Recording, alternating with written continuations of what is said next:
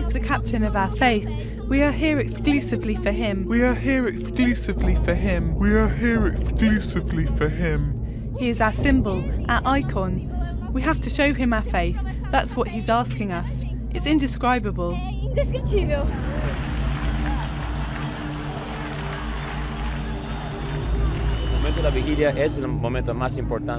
The time of the vigil is the most important time of World Youth Day after the Mass. It represents a unique moment for everyone. Sometimes we cannot have peace between countries, yet everyone on the beach has love for each other. And you can see the union of the world and a universal faith. And you can see the union of the world and a universal faith. And you can see the union of the world and a universal faith. De todo el mundo y una fe también que es universal.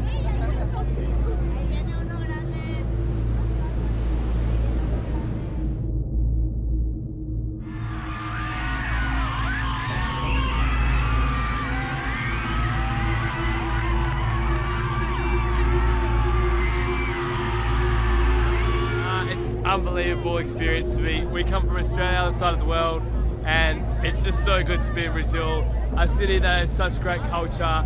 And I just want to thank everyone who's put their effort into World Youth Day, because World Youth Day, for me, it's just been the best experience of my life, and it's just incredible, absolutely incredible.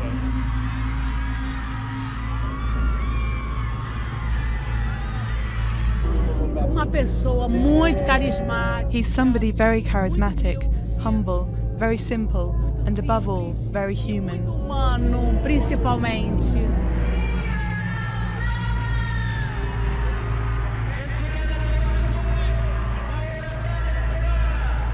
En la cruz, Jesús está junto a tantos jóvenes. On the cross, Jesus is united with so many young people who have lost faith in political institutions because they see in them only selfishness and corruption, or who have lost faith in the church or even in God because of the incoherence of Christians and ministers of the gospel. Y de los ministros del Evangelio.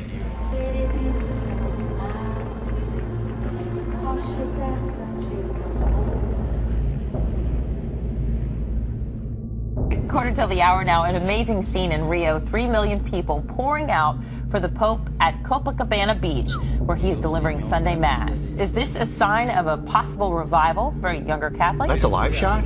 That's live. Look at that. Ooh. Joining us now is Fox News religion contributor Father Jonathan Morris. Father, nice to see you. This is the first, from pot to Pope. Right. Okay. And it's very uncomfortable that Mike just tried to give me a pot cupcake. That is not. No. Anyway, Father. Very uncomfortable. It's a maple cupcake. That live shot there, incredible. Take pictures at the end of it, is remarkable. The amount of people that are there on the beach this morning. What is the Pope trying to accomplish in Rio? Well, I just got a tweet right now that shows that the official count from City Hall in Rio de Janeiro is 3.2 million young people.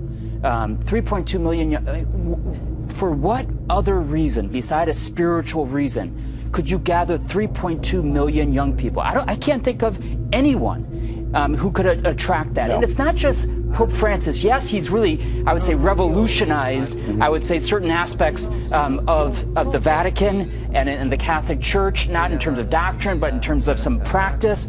But they're not going to him just because of personality. Remember that just a few months ago, Pope Francis was Jorge Bergoglio, who was taking public buses on the streets of Argentina, Buenos Aires, getting ready for retirement.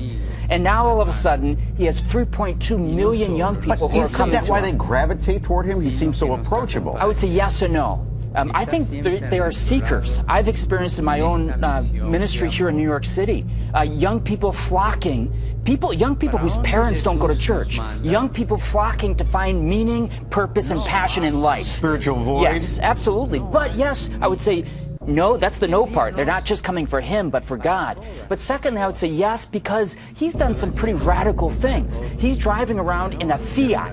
okay, which in Europe and it's some parts of Latin America is not exactly known as a classy, luxurious car. He's doing that as he's living the same way that he lived when he was a bishop. Right, and that's Very one thing powerful. that everybody said that he would do. You know, wearing the simple cross rather than the extravagant garb, and living, almost like a pauper rather than in a fancy schmancy place. Yeah. How much do you think that has to do with people being able to maybe relate to him and I think it does mean a lot, and of course that's not living poorly or simply. It's not the climax of Christian life. There are other aspects, and what he said is Christian life is all about friendship with God.